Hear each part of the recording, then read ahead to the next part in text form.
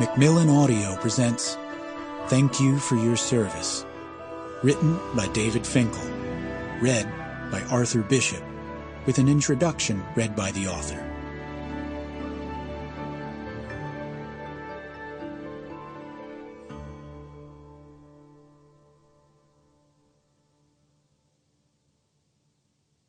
For Phyllis Beekman, who taught me about damage and recovery. To Elizabeth Helen Hill, for saying okay. Prologue. You could see it in his nervous eyes. You could see it in his shaking hands. You could see it in the 3 prescription bottles in his room. One to steady his galloping heart rate, one to reduce his anxiety, one to minimize his nightmares.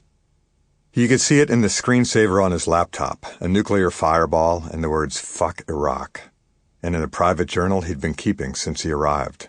His first entry, on February 22nd. Not much going on today. I turned my laundry in. We're getting our tat boxes. We got mortared last night at 2:30 a.m., none close. We're at Fob Rustamiyah, Iraq. It's pretty nice. Got a good chow hall and facilities. Still got a bunch of dumb shit to do, though. Well, that's about it for today. His last entry, on October 18th. I've lost all hope. I feel the end is near for me, very, very near. Darkness is all I see anymore. So he was finished. Down to his final hours, he was packed, weaponless, under escort, and waiting for the helicopter that would take him away to a wife who had just told him on the phone, "I'm scared of what you might do." "You know I'd never hurt you," he'd said. And he'd hung up, wandered around the fob, gotten a haircut, and come back to his room, where he now said, "But what if she's right? What if I snap someday?"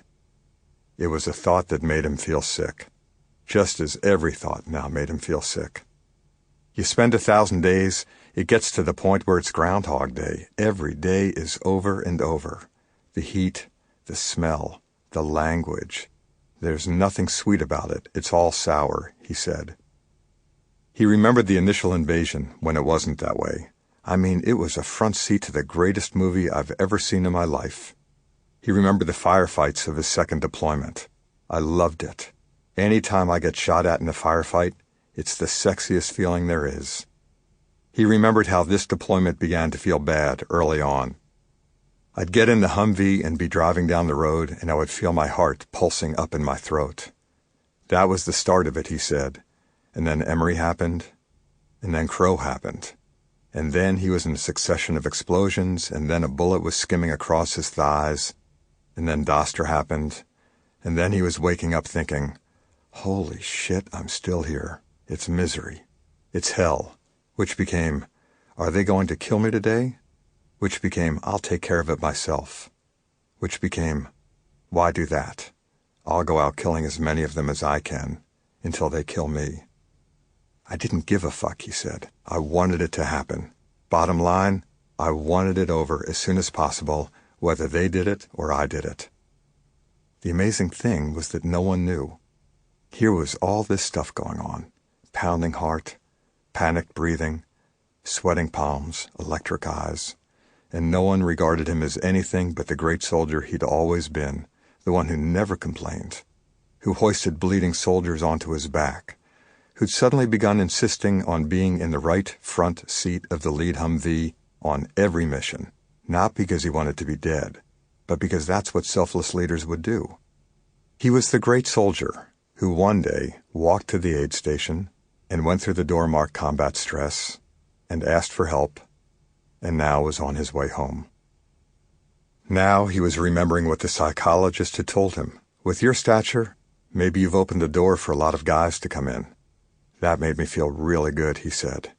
And yet he had felt so awful the previous day when he told one of his team leaders to round up everyone in his squad. "What do we do now?" "You didn't do anything," he said. "Just get them together." They came into his room and he shut the door and told them he was leaving the following day. He said the hard part, that it was a mental health evacuation. He said to them, "I don't even know what I'm going through. I know that I don't feel right." Well, how long? Sample complete. Ready to continue?